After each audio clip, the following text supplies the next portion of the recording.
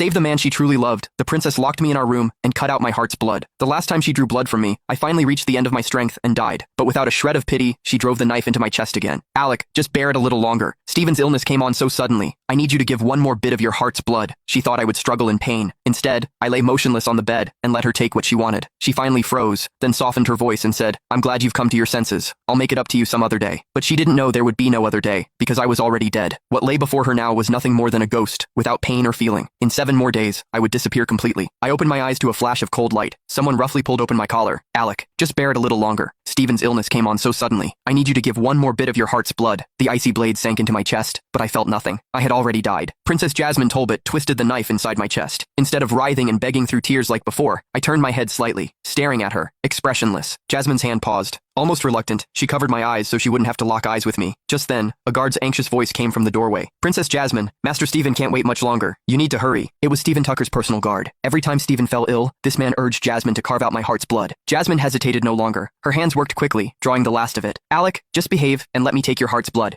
You should feel blessed that you're able to save Stephen. Once he has recovered, I will compensate you. Beneath her palm, I closed my eyes, holding back bitter tears. Another day? She didn't know my life had ended today. When I lay still, Jasmine put away the blood, tucked the blanket around me, and left without looking back. I watched her hazy figure retreat, letting out a soft laugh. Then my lips froze. My tears finally broke through. A month ago, her cousin Stephen had returned to the capital after his wife's death. Because his old heart condition flared up, he needed compatible heart's blood for his medicine. Using her authority, Jasmine tested every blood source in the city. Only I matched. We had been married for 5 years. At first, she only agreed because of my father's dying wish, but later, we grew close. She would care for me day and night when I had a cold. I personally saw to her meals, never letting anyone else do it. I never thought that for Stephen's sake, she would personally carve out my heart's blood. Time and again, I begged. Time and again, she took it by force. Until today, when my life force failed, I withered and died, but she was like ice. She didn't even notice I had stopped breathing. All she cared about was taking my blood to Stephen. Because my resentment was too great, I could not enter reincarnation. The King of Hell gave me 7 days to return to the living world and settle my grudges. But when I opened my eyes again, Jasmine still tried to carve out my blood. I was already a ghost without feeling, yet my chest ached as if wind were blowing through a hole in it. Cold tears spilled from my eyes. I pressed my hand to my chest, thinking bitterly that in 7 days, I would disappear completely. The next day, I went out to order a coffin for myself. The coffin shop owner was surprised. Young man, you're still so young. Why are you preparing a coffin for yourself? I smiled bitterly, shaking my head. He gave me a sympathetic look and let out a small sigh. He must have thought I had some incurable disease, but I didn't bother to explain. There was no escaping death. After taking care of that business, I slowly wandered the streets. I walked past the moat where I had once sailed a boat with Jasmine. I walked past the plaza where we had watched fireworks together. This city held so many beautiful memories, and with every sight, the bone-deep pain carved itself deeper into my soul. Only when night fell did I return to the manor. From a distance, I saw smoke rising from my courtyard's kitchen. That small kitchen was usually where I cooked late-night snacks for Jasmine. If I wasn't there, who was using it? As